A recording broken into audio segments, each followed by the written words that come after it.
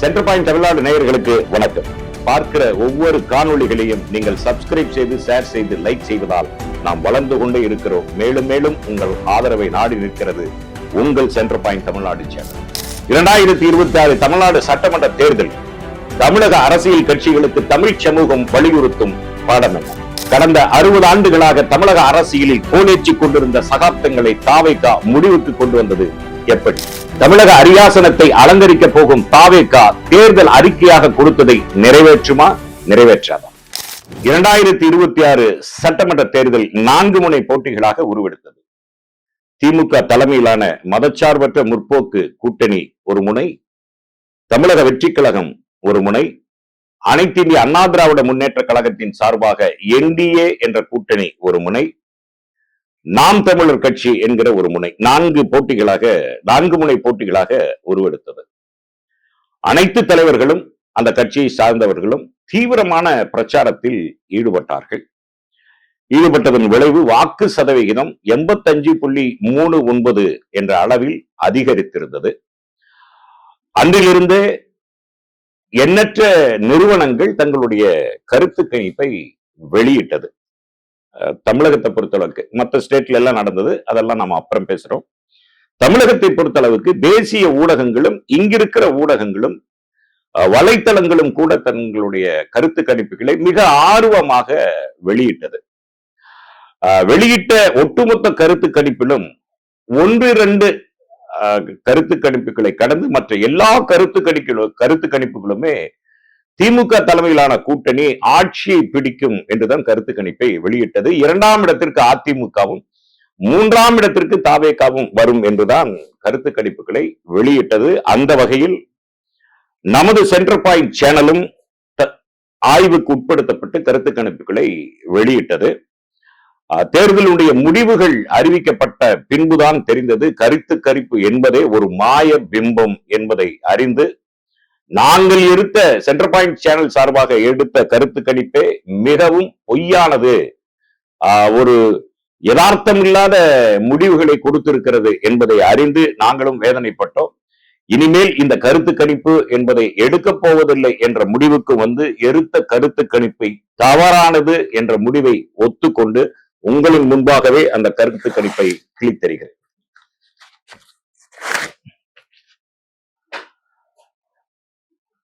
என்னன்னா, ஒரு தப்பு பண்ணிட்டோம்னா அதை நம்ம ஒத்துக்கணும். அதே மாதிரி உண்மையை உரத்து பேசணும். இன்றைக்கு சென்டர் பாயிண்ட் தமிழ்நாடு சேனல் மிக வேகமாக வளர்ந்திருக்கிறது என்றால் நம்ம உண்மையை உடைத்து பேசுவதால், உரத்து பேசுவதால் தான் நம்ம வளர்ந்திருக்கிறோம். அந்த வகையில் சென்டர் பாயிண்ட் தமிழ்நாடு சேனல் எடுத்த கருத்து கணிப்பு யதார்த்தத்துக்கு அப்பாற்பட்டது, உண்மைக்கு புறம்பானது. ஆனா ஆய்வுக்கு உட்படுத்தி தான் எடுத்தோம். இருந்தாலும் அந்த ஆய்வை பொய்யாக்கி இருக்கிறது தமிழக வெற்றி கழகத்தினுடைய மாபெரும் வெற்றி. அதே மாதிரி மை ஆக்சிஸ் இந்தியாங்கிற ஒரு நிறுவனம் துல்லியமாக சொல்லினாலும் விஜய் வெற்றி பெறுவார் என்ற கணிப்பை கூறியது. கடைசியாக ஓய்வு பெற்ற டிஜிபி ரவி அவர்கள் கொடுத்த கருத்து கணிப்புப்படி 42 விழுக்காடு தாவேகா வரும் என்று கூறியிருந்தார். அவர் சொல்வது அதிகமாக இருந்தாலும் கூட ஆட்சியை பிடிக்கும் அளவிற்கு வளர்ந்திருக்கிறது. அந்த வகையில் முன்னாள் டிஜிபி ரவி அவர்கள் கொடுத்த அந்த கருத்து கணிப்பும், my Axis India Pradeep Gupta கொடுத்த கருத்து கணிப்பும் ஓரளவுக்கு இந்த வெற்றியை மிக உறுதியாக சொல்லி இருக்கிறது. இப்போ தாவேகா ஆட்சியை பிடிக்கும் அளவிற்கு வெற்றிகளை குவித்திருக்கிறது. இப்ப தாவேகா பெற்றிருக்கிற இந்த வெற்றி, மக்கள் கொடுத்திருக்கிற இந்த தீர்ப்பு, இதை பத்தி பல்வேறு விமர்சனங்கள் இங்க வைக்கப்படுது. என்னென்ன மாதிரி விமர்சனங்கள் வைக்கப்படுதுன்னா, கொடுத்த வாக்குறுதிகளை நிறைவேற்றுவார்களா, தாக்கு பிடிப்பார்களா, பெரும்பான்மை கிடைக்கலையே, இவங்க எப்படி கவர்னருக்கு முன்னால பெரும்பான்மையை நிரூபிப்பாங்க, இப்படிங்கிற கேள்விகள் எல்லாம் இன்றைக்கு வலைதளங்களில் விவாதிக்கப்பட்டு கொண்டிருக்கிறது. ஆனா 107, 108 இடங்களை பிடித்த ஒரு கட்சி பெரும்பான்மையை நிரூபிப்பதற்கான முயற்சிகளையும் மேற்கொள்வார்கள் என்பதுதான் உண்மை. அப்படியெல்லாம் ஈஸியா விட்டுட்டு போயிட மாட்டாங்க, அது ஒரு உண்மை இருக்கு.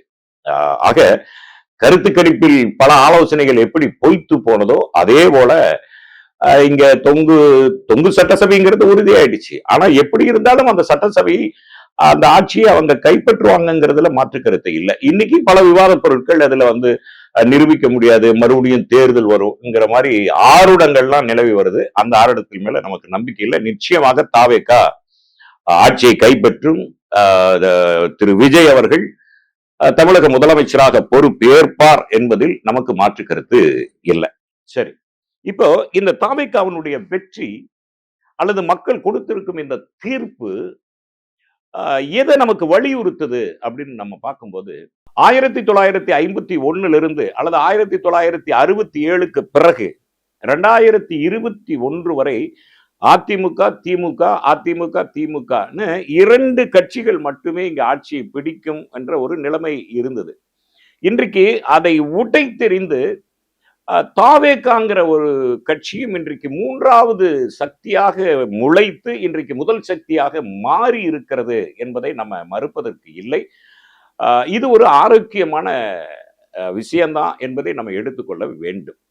இப்போ இந்த தாவேகாவினுடைய வெற்றி எதை உடைச்சிருக்கு அப்படின்னு நம்ம பார்த்தோம்னா, முதல்ல 2 பெரிய கட்சிகள்ங்கிற அந்த சகாப்தத்தை ஒரு முடிவுக்கு கொண்டு வந்திருக்கிறது இந்த தேர்தலில். இனி அடுத்த தேர்தல் எப்படி இருக்கும்னு நம்ம ஆரிடம் கூற முடியாது. இந்த தேர்தலை பொறுத்தவரை தாவேகா திமுக அதிமுக என்ற 2 பெரிய கட்சிகளை பின்னே தள்ளி முன்னுக்கே முன்னேறி இருக்கிறது என்பதில் மாற்று கருத்து இல்லை.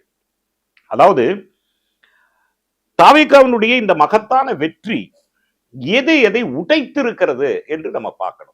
எதை உடைத்திருக்குன்னா, நம்ம ஏற்கனவே சொன்ன மாதிரி 2 கட்சிகளுடைய நீ நான் அப்படிங்கிற அந்த போக்க திசை திருப்பி ஒரு 3வது பெரிய சக்தியாக உருவெடுத்திருக்கிறது தாவேகா.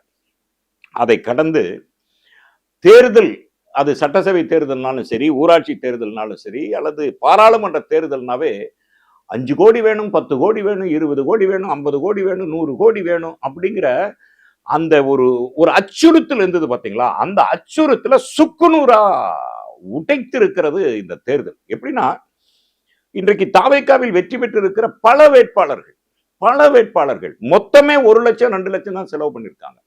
நேத்து வரைக்கும் ஆட்டோ ஓட்டிட்டு இருந்தவர் இன்னைக்கு எம்எல்ஏவா ஆயிருக்காரு. நேத்து வரைக்கும் தண்ணி கேன் போட்டுட்டு இருந்தவங்க எம்எல்ஏவா மாறி இருக்கிறாங்க. நேத்து வரைக்கும் ஹவுஸ் ஒய்ஃபா இருந்தவங்க இன்னைக்கு எம்எல்ஏவா மாறி இருக்கிறத நம்ம பார்க்க முடியுது. இப்போ ஒவ்வொரு வேட்பாளர்களுடைய பின்னணியை பார்க்கும்போது எளியவர்களும் அந்த அதிகாரத்துக்கு வர முடியும் அப்படிங்கிற ஒரு தன்னம்பிக்கைய தமிழக வெற்றி கழகம் ஊட்டி இருக்கிறது அப்படிங்கிறத நம்ம மறுப்பதற்கே இல்லை. அதாவது இந்த அதிகாரம் அது ஒரு தனிப்பட்டவர்களுடைய சொத்து, இல்லாதவங்க அதுக்கு ஆசைப்படவே முடியாதுங்கிற நிலையை மாற்றி அதிகாரம்ங்கிறது ஒரு பொது சொத்து, அது யார் வேணாலும் ஆசைப்படலாம் அப்படிங்கிறத இந்த தேர்தலில் தாவேகா நிரூபித்திருக்கிறது என்பதை நாம் மறுப்பதற்கு இல்லை. இது அடுத்த தலைமுறைகளுக்கும் சரி, அல்லது மக்கள் சேவை செய்யணும்னு நினைக்கிறவங்களுக்கும் சரி, இது ஒரு மிகப்பெரிய உத்வேகமாக இருக்கிறது. அந்த உத்வேகத்திற்கு காரணம் தமிழக வெற்றி கழகமும் அதை வழிநடத்துகிற திரு விஜய் அவர்களும் என்பதை நாம் மறுப்பதற்கு இல்லை. அதே மாதிரி இன்னொரு மகத்தான சாதனையை பண்ணிருக்கு. என்னன்னா, தமிழக அரசியல் வரலாற்றில் 52 2021 வரை கூட வச்சுக்கலாம், 26 வரை கூட வச்சுக்கலாமே, தலித் தொகுதி அப்படின்னு ஒண்ணு பிரிச்சு வச்சிருப்பாங்க. இஸ்லாமியர்கள் நிறைந்த பகுதி இஸ்லாமிய தொகுதி, அல்லது இந்த சாதிகள் நிறைந்திருக்கு, அல்லது அந்த சாதிக்கு தான் அங்க தொகுதியில போட்டியிடுறதுக்கான சீட்டு கொடுக்கணும் அப்படிங்கிற ஒரு நிலை இருந்துகிட்டே இருந்தது.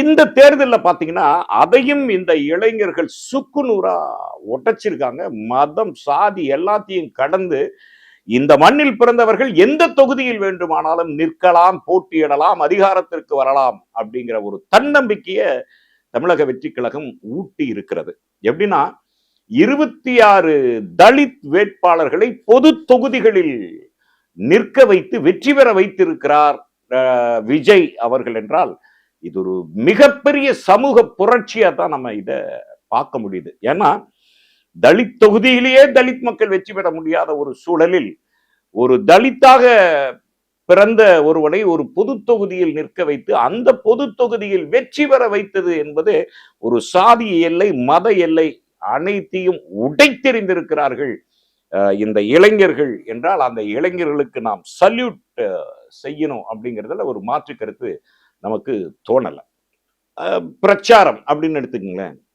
இப்ப பல பிரச்சாரங்களை மாண்புமிகு விஜய் அவர்கள் ரத்து பண்ணாரு. ஆனா அவர் எங்கெல்லாம் பிரச்சாரத்துக்கு போகலையோ அங்கதான் அதிக இடங்கள் வெற்றி பெற்று இருக்கிறார். புரியுதுங்களா? அப்ப அந்த தாக்கம் என்பது மிகப்பெரிய அளவில் இருந்திருக்கிறது. ஒருவேளை நான் உட்பட எல்லாருமே குறைத்து மதிப்பிட்டு விட்டோமோ என்ற எண்ணமும் நமக்கு மேலோங்குகிறது. அதே மாதிரி திரு விஜய் அவர்களின் வெற்றி வெறும் திரை கவர்ச்சியால் மட்டும் நடந்தது அப்படின்னு நம்ம கடந்து போயிட முடியாது. ஏன்னா இதுக்கு முன்னாடி திரையில இருந்து வந்தவங்க எத்தனையோ பேர் கட்சி ஆரம்பிச்சிருக்காங்க. உதாரணத்துக்கு நடிகர் கமலஹாசன் உலகநாயகன் போற்றப்படுறவர். அவரு மக்கள் நீதி மையம்னு ஒன்று ஆரம்பிச்சாரு. பட் இந்த அளவுக்கு அவர் வெற்றி பெற முடியல. அதே மாதிரி சூப்பர் ஸ்டார் ரஜினிகாந்த் இன்றளவும் ஏறக்குறைய 40, 45, 50 வருடங்களா அவர் தான் சூப்பர் ஸ்டார். அவர் அரசியலுக்கு வரான்னு சொன்னார், கடைசி வரைக்கும் வரவே இல்லை. ஏன்னா கள நிலவரங்கள் அவருக்கு தெரியும். அதே மாதிரி நடிகர் சரத்குமார் கட்சி ஆரம்பிச்சாரு. இந்த அளவுக்கு அவரால் வெற்றி பெற முடியல. எம்ஜிஆரே தன்னுடைய வாயால் தன்னுடைய வாரிசு என்று அழைக்கப்படுகிற திரு கே பாக்யராஜ் அவர்கள் கூட கட்சி ஆரம்பிச்சாங்க. அஷ்டாவதனி என்று போற்றப்படுகிற டி ராஜேந்தர் அவர்கள் கட்சி ஆரம்பிச்சாங்க. இந்த அளவுக்கெல்லாம் வளர முடியல. திரு விஜய் அவர்களுக்கு இதையெல்லாம் கடந்து விஜய்க்கும் மக்களுக்குமான ஏதோ ஒரு தொடர்பு, அதாவது அது அன்பா இருக்கலாம், பாசமா இருக்கலாம், அல்லது இந்த மாதிரி ஒரு மாற்று கொண்டு வர்றதுக்கான ஒரு தலைவரா அவரை பார்த்ததுனாலதான் இந்த மாபெரும் வெற்றியை அவரால் ஈட்ட முடிகிறது என்றுதான் நம்ம பார்க்க முடியும்.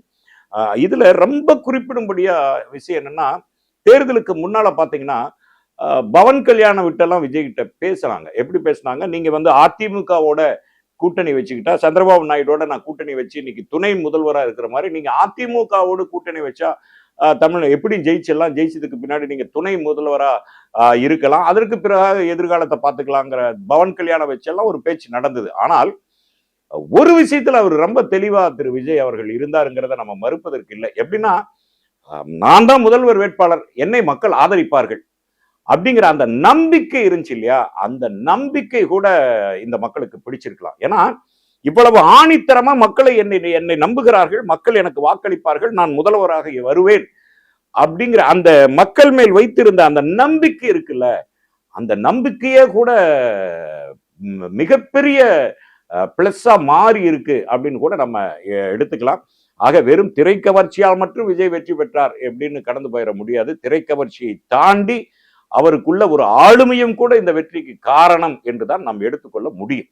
அவர் முதலில் நடத்திய விழுப்புரம் மாநாடாகட்டும், அதற்கு பின்னாலான மக்கள் சந்திப்புகளாகட்டும், அவர் பேசும்போதெல்லாம் ஆட்சியிலும் பங்கு, அதிகாரத்திலும் பங்கு, எங்களுடைய வாசல் திறந்தே இருக்கும் என்று பலமுறை அழைத்தார்.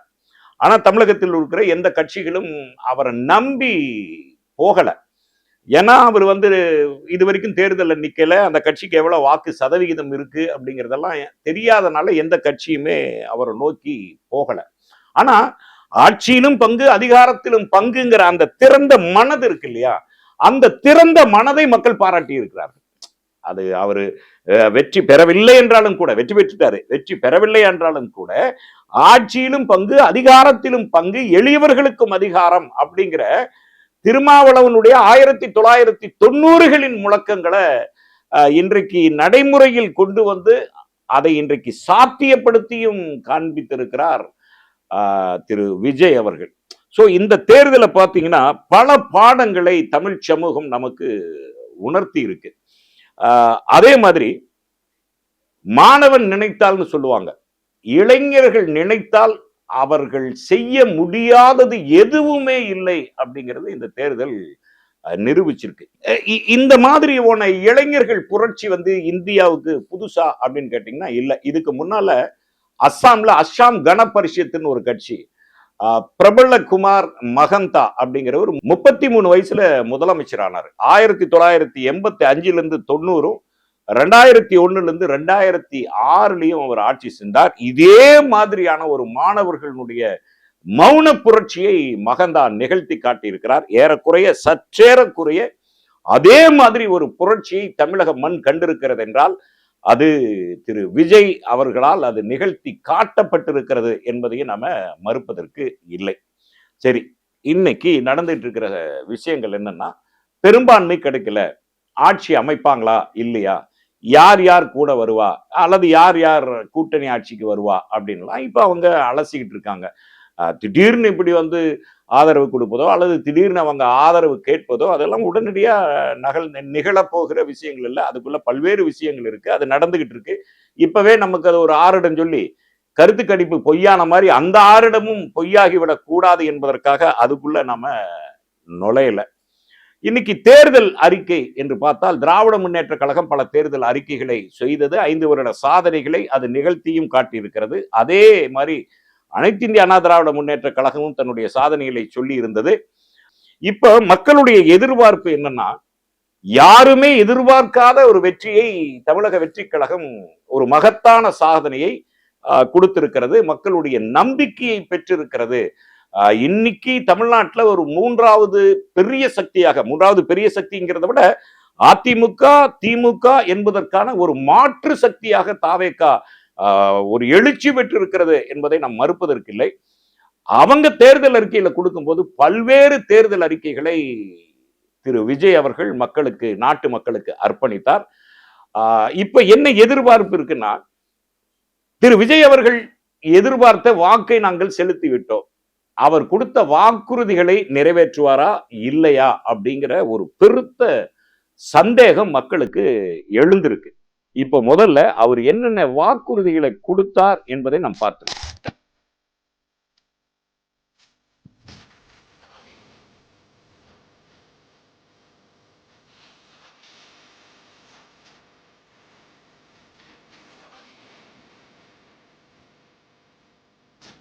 மாசம் ஒரு தடவை நான் கண்டிப்பா வருவேன். ரொம்ப ஈஸியா சந்திக்கலாம். உங்க தேவைகளை நான் கேட்காமலே செஞ்சு கொடுப்பேன். அனைத்து குடும்ப தலைவிகளுக்கும் மாதம் 2500 ரூபாய் வழங்கப்படும் என்பதை பெரும் மகிழ்வுடன் அறிவிக்கிறோம்.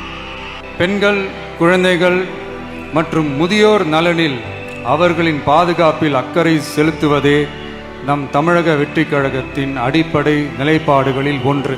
60 வயது வரை உள்ள அனைத்து குடும்ப தலைவிகளுக்கும் மாதம் 2500 ரூபாய் வழங்கப்படும் என்பதை பெரும் மகிழ்வுடன் அறிவிக்கிறோம். இந்த அன்னபூரணி சூப்பர் 6 திட்டம், இத்திட்டத்தின்படி ஒவ்வொரு குடும்பத்திற்கும் வருடத்திற்கு 6 கேஸ் சிலிண்டர்கள் கட்டணமின்றி வழங்கப்படும். தங்கைகளின் திருமணத்திற்காக 8 கிராம், அதாவது 1 பவுன் தங்கமும் தரமான பட்டு சேலையும் தாய் வீட்டில் இருந்து அண்ணன் சீராக அளிக்கப்படும். இடைநிற்றலே இல்லாமல் செய்வதற்காக ஒவ்வொரு தாய்க்கும் அல்லது பாதுகாவலருக்கும் ஆண்டுதோறும் 15,000 ரூபாய் பொருளாதார உதவி தொகையாக வழங்கப்படும். அரசு போக்குவரத்தின் அனைத்து பேருந்துகளிலும் பெண்கள் பயணிக்கும் வகையில் உத்தரவிடப்படும். பெண்கள் பாதுகாப்பை உறுதி செய்யும் வகையில் ராணி வேலு நாச்சியார் படை ஏற்படுத்தப்படும். பெண்களுக்கு எதிரான குற்ற வழக்குகளை விசாரித்து விரைவாக நீதி வழங்க அஞ்சலை அம்மாள் அதிவிரைவு பெண்கள்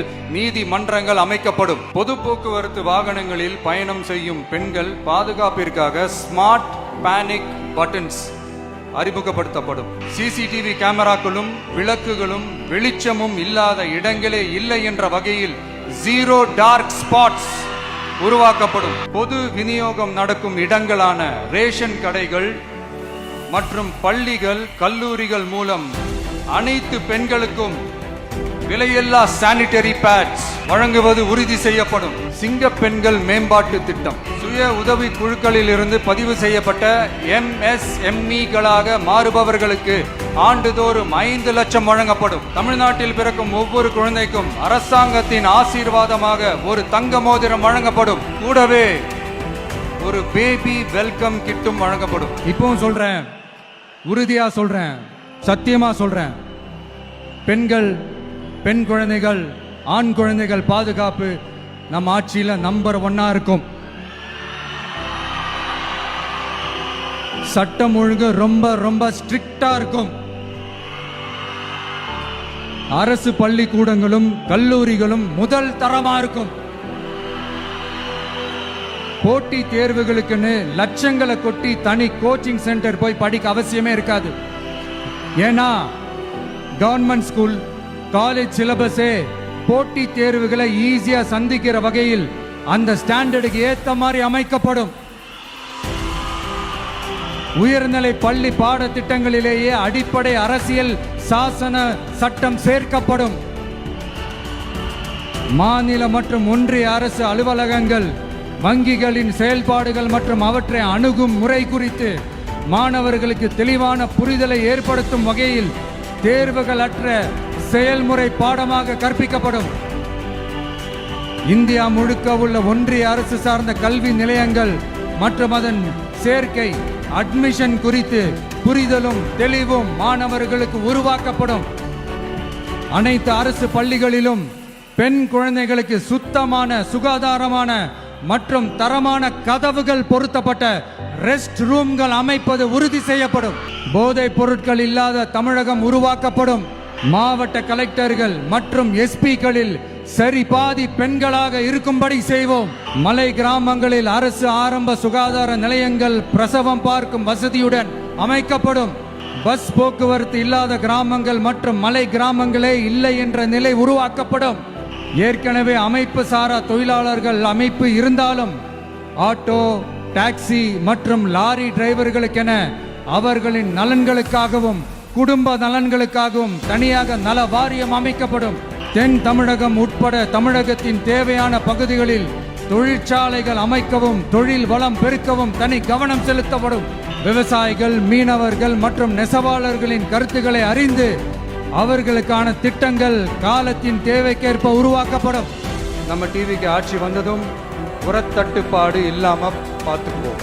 5 ஏக்கர் வரை நிலமுள்ள விவசாயிகள் வேளாண் கூட்டுறவு வங்கிகளில் வாங்கிய பயிர் கடன் முழுமையாக ரத்து செய்வதற்கும் 5 ஏக்கருக்கு மேல் உள்ள விவசாயிகள் வேளாண் கூட்டுறவு வங்கிகளில் வாங்கிய பயிர்க்கடன் 50% வரை ரத்து செய்வதற்கான சாத்திய கூறுகளை ஆராய்ந்து உறுதியாக நடவடிக்கை எடுப்போம். திமுக மாதிரி எல்லாருக்கும்னு சொல்லிட்டு அதுல தகுதி பிக்ஸ் பண்ணி பாகுபாடு காட்டி ஏமாற்ற மாட்டோம். எல்லாத்தையும் வெளிப்படையாக சொல்லுவோம். 2 ஏக்கர் வரை நிலமுள்ள விவசாயிகள் மற்றும் நிலமற்றவர்கள் குடும்பத்தில் யாரும் மாநில மற்றும் ஒன்றிய அரசு ஊழியராக இல்லாமல் இருக்கும் பட்சத்தில் அவர்களின் குழந்தைகளின் பொறியியல் மற்றும் மருத்துவம் உள்ளிட்ட தொழிற்கல்வி முதல் அனைத்து வகை படிப்புகளுக்குமான முழு செலவையும் அரசே ஏற்கும். போதுமான கொள்முதல் நிலைய வசதிகள் ஏற்படுத்தப்படும். 5 அல்லது அதற்கு மேற்பட்ட ஆண்டுகள் தொடர்ச்சியாக அரசு பணியை நிறைவு செய்துள்ள அனைத்து தற்காலிக ஆசிரியர்கள், செவிலியர்கள் மற்றும் எழுத்தர் பணியாளர்களை நமது டிவிக்கு அரசு பணி நிரந்தரம் செய்யும்.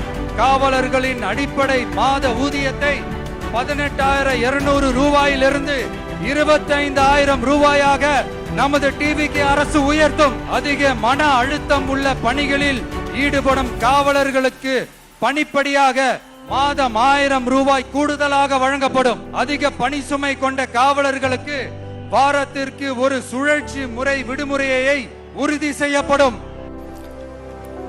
மக்களுக்காக, மக்கள் பணிக்காக மட்டுமே நான் இந்த தேர்தலில் போட்டியிடுகிறேன்.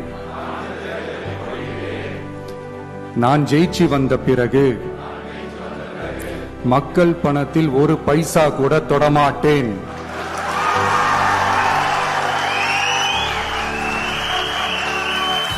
ஊழல் கரை படியவே விடமாட்டேன். பெண்கள் பாதுகாப்பை உறுதிப்படுத்துவேன். போதையில்லா தமிழகத்தை உருவாக்குவேன். சட்டம் ஒழுங்கை சரி செய்ய துணை நிற்பேன். ஒரு நாளும் மக்கள் விரோத செயலில் ஈடுபட மாட்டேன். இது சத்தியம். தேங்க்யூ. அவர் கொடுத்த வாக்குறுதிகள் எல்லாம் நம்ம பார்த்தோம். அந்த வாக்குறுதிகள் எல்லாம் எப்படி நிறைவேற்றுவது? இப்ப எல்லாரும் நினைக்கிறது என்னன்னா, அரசியலுக்கு அவங்க புதுசு, ஏதோ 19 அடிச்சு விட்டாங்க, அது எப்படி நிறைவேற்ற முடியும் அப்படிங்கிற ஆலோசனை எல்லாம் நடைபெற்று இருக்கு. நிச்சயமா அவங்களால நிறைவேற்ற முடியும். அதிகாரிகள் இருக்காங்க, ஆலோசகர்கள் வருவாங்க. நிச்சயமா யாரும் பிறக்கும் போதே அமைச்சரா பிறக்கிறது இல்லை, யாரும் பிறக்கும் போது அதிகாரியா பிறக்கிறது இல்லை. எல்லாமே கற்றலிலிருந்து நாம் கற்றுக்கொள்வதானே ஒழிய இது எப்படி செய்வாங்க, எப்படி செய்ய முடியும் அப்படிங்கிறதெல்லாம் இல்லை, செய்து காட்டுவார்கள் என்ற நம்பிக்கையை தமிழ் சமூகம் கொண்டிருக்கிறது, நாமும் கொண்டிருக்கிறோம். இதையெல்லாம் கடந்து திரு விஜய் அவர்கள் பேசுகிற ஒவ்வொரு கூட்டத்திலும் வலியுறுத்தினதுன்னா பெண்களுக்கான பாதுகாப்பு அப்படிங்கிறது ரொம்ப முக்கியம்னு சொன்னார். இந்த காலகட்டத்தில் பெண்களுக்கான பாதுகாப்புக்கு தான் மிக முக்கியத்துவம் கொடுக்க வேண்டும். இன்றைக்கு பெண்கள் ஒரு பாதுகாப்பற்ற சூழலில் இருக்கிறார்கள் என்பதை பல்வேறு காலகட்டங்களில் பல்வேறு தலைவர்களும் அதை பேசியிருக்கிறார்கள். இன்று அமைய போகும் தாவேக்காவினுடைய ஆட்சி பெண்களுக்கு எப்படி பாதுகாப்பை கொடுக்க போகிறது அப்படிங்கிறது மிக முக்கியமான ஒரு கேள்வியாக எழுந்திருக்கிறது. அதே மாதிரி மது போதை இல்லாத தமிழகத்தை உருவாக்குவேன் அப்படின்னு ஒரு சபதமே எடுத்திருந்தார்.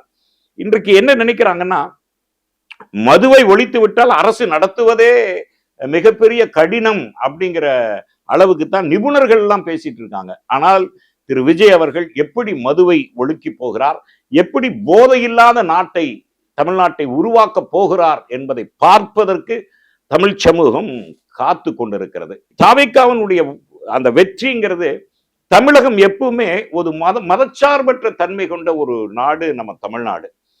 சாதி பேதங்களை கடந்த ஒரு நாடு நம்ம மாநிலம் தமிழ்நாடு. அப்படி மதச்சார்பு சக்திகளுக்கு இங்கு இடம் கொடுக்காமல் எப்படி அவர்களை சமாளிக்க போகிறார்? ஏன்னா ஒன்றில் ஆளுவது பாஜக அரசு, ஒரு மூர்க்கத்தனமான அரசு. அதாவது நினைப்பதை செய்து காட்டுகிற ஒரு அசுரத்தனம் அவங்க கிட்ட எப்பவுமே உண்டு.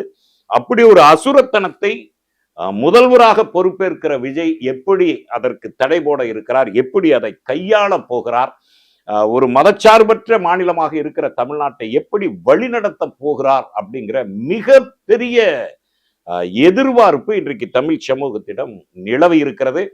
இவ்வளவையும் கையாண்ட திரு விஜய் அவர்கள், அவர் அமைக்கவிருக்கும் அமைச்சரவை, இன்னைக்கு அவருக்கு அமைச்சரவையில பாத்தீங்கன்னா மிக அனுபவம்னா அதிகாரத்தில் இருந்த அனுபவத்தை கடந்து மக்களை சந்தித்த அனுபவஸ்தர்கள் நிறைய இருக்காங்க.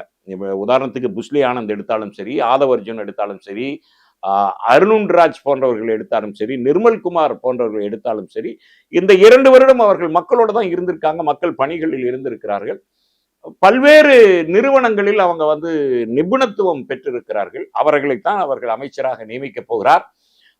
அந்த அமைச்சரவையும் திரு விஜய் அவர்களும் சேர்ந்து இந்த மாநிலத்தை எப்படி வழிநடத்த போகிறார்கள், என்னென்ன திட்டங்களை தீட்டப் போகிறார்கள், கொடுத்த வாக்குறுதிகளை எப்படி காப்பாற்ற போகிறார்கள், ஒரு பெரிய இளைஞர் படையே இன்றைக்கு தமிழ்நாட்டின் தலைவிதியே மாற்றி இருக்கிறதே, அந்த இளைஞர்களுக்கு எப்படி வழிகாட்ட போகிறார் என்ற ஒரு மிகப்பெரிய எதிர்பார்ப்பு தமிழ் சமூகத்திடம் மட்டுமல்ல உலகெங்கும் வாழும் தமிழர்களுக்கு ஏற்பட்டிருக்கிறது. குறிப்பாக கடந்த திராவிட முன்னேற்ற கழக ஆட்சியை எப்படி வடமாநிலங்கள் உற்று நோக்கியதோ அதே போல் இன்றைக்கு வடமாநிலங்கள் தமிழகத்தில் தாவேக்காவினுடைய வெற்றியையும் உற்று நோக்கி இருக்கிறது, எப்படி வழிநடத்த போகிறார் என்பதையும் உற்று நோக்கி கொண்டிருக்கிறது. ஆகவே தமிழகத்தை ஒரு நல்வழி பாதையில் தாவேக்கா அழைத்து செல்லும் என்கிற நம்பிக்கை நமக்கு உருவாகி இருக்கிறது. நிச்சயமாக பதவியேற்க இருக்கும் மாண்புமிகு முதல்வர் திரு விஜய் அவர்கள் இந்த தமிழகத்தை ஒரு நல்ல வழியில் நடத்துவார் என்ற நம்பிக்கை மக்களுக்கும் பிறந்திருக்கிறது, நமக்கும் பிறந்திருக்கிறது. இப்படி ஒரு மகத்தான சாதனையை இந்த மண்ணில் நிகழ்த்திய மாண்புமிகு முதல்வர் திரு விஜய் அவர்களுக்கும், அவருக்கு வாக்களித்து தாவேக்காவை வெற்றி பெறச் செய்த தமிழ் சமூகத்திற்கும், குறிப்பாக தாவேக்காவை சேர்ந்த அந்த எழுச்சி கொண்ட இளைஞர் படைக்கும் சென்டர் பாயிண்ட் தமிழ்நாடு சேனல் வாழ்த்துக்களையும் பாராட்டுதல்களையும் தெரிவித்துக் கொள்கிறது. நன்றி. நடுநிலை தவறாத சென்டர் பாயிண்ட்.